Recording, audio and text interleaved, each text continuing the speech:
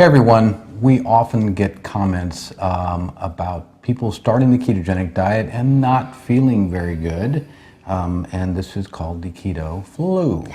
So we're going to talk about that today. Right, so the keto flu is really just a collection of symptoms that you experience when you are switching from a high carbohydrate diet to a very low carbohydrate diet, which is what the ketogenic diet is. And it is caused because your body is literally changing the fuel that it is running on. When you're eating carbohydrates, it is a good sugar burner. When you are eating a ketogenic diet, it becomes a good fat burner, but you've got to wade through those a series of symptoms before your body will get changed over and become a good fat burner.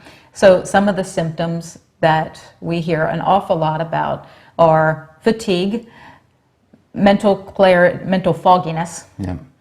Headaches, constipation and or diarrhea. It can go both ways. Yeah.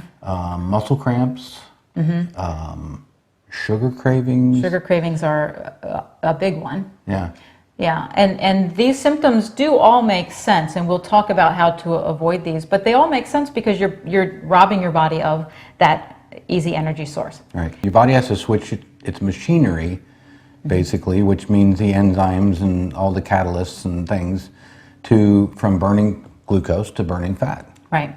So that brings us to the first way to avoid it, and it's going to be the most disappointing because you might not avoid the symptoms entirely. Yeah, it might just be impossible to avoid it for some people. Yeah, but there are ways you can lessen the symptoms even if you're experiencing some. So number one for us, I would say this is probably one of our biggest recommendations, is that you need to be supplying your body with the electrolytes that it is losing. In other words, stay hydrated, but not just drinking water, also taking in electrolytes. Right.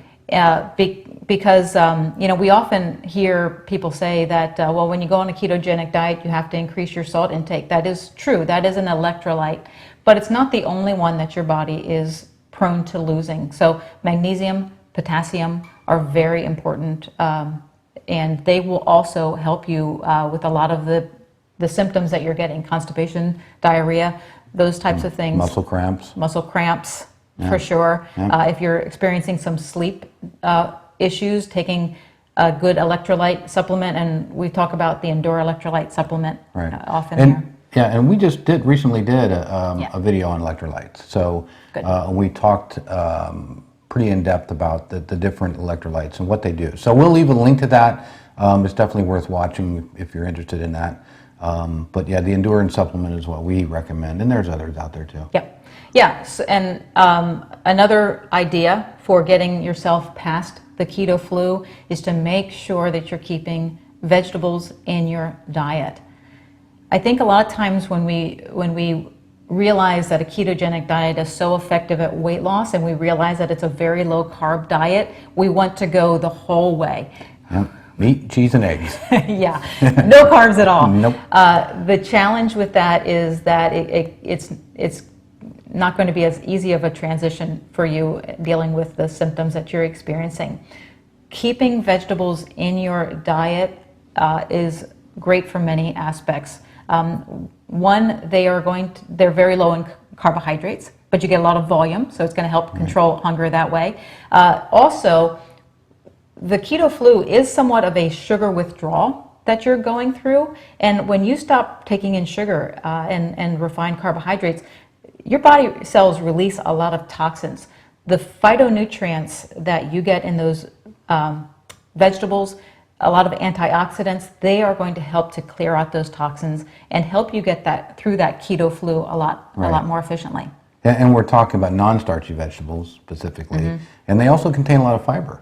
And that fiber is going to be good for your gut microbiome. It's going to be good for those GI symptoms like constipation, diarrhea, that kind of thing as well. Yeah. So if you're wondering how you get started on a ketogenic diet and keep vegetables in, grab our starter kit. It's completely free. It shares our 0, 1, 2, 3 strategy. That is how we keep vegetables in our low carb diet. Right.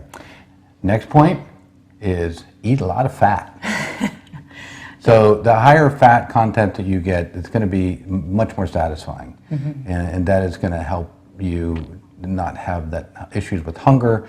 I mean, you've all dieted. We've all dieted before and just been hungry and miserable. You don't have to be that way on this diet. If you eat higher fat foods, they're very calorie dense, and they're going to be much more satisfying. Yeah, and that will help you get past a lot of the sugar cravings too. And I think still in today's world, that is keeping fat, putting fat in your diet after taking out the carbs is one of the hardest things mentally to get past.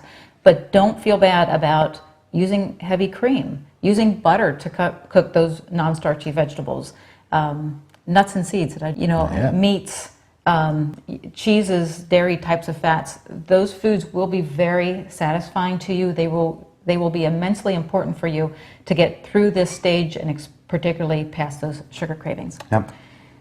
And one last point of how you can lessen the effects of the keto flu is that you don't have to go completely from an extremely high carb diet where you're eating 300 carbs a day down to 50, which would be in the start of that keto range. You don't have to make that change overnight. And what you can do is you can step down your carbohydrates. And that can be a very effective way to get your body used to now utilizing fats for energy. Right. And some people will jump in with both feet and maybe not even have a single issue with keto flu. It's just a very individual thing. But I think that for a lot of people, kind of stepping down and kind of getting used to the foods that you're going to be transitioning to and transitioning away from is a good idea, good way to do it. Yeah. Yeah, and I will say that in our coaching program, we do have different levels. So you can start where you're getting 25% of your calories, for instance, from carbohydrates, all the way down to 10 or below percent of your calories. So if you're looking for a guide to follow, you might want to look into our coaching program. Yep. But hopefully that gives you some ideas of how you can make this transition. It is a good one. It is worthwhile. It is worthwhile. Just hang in there for a few days and you will start to feel great energy, great mental clarity, and the weight will come off. Yep. So, all right. Hey, thanks so much for watching, and we appreciate you tuning into our channel. Please subscribe, and we'll be back soon with another video to help you reach your goal. We'll see you next week.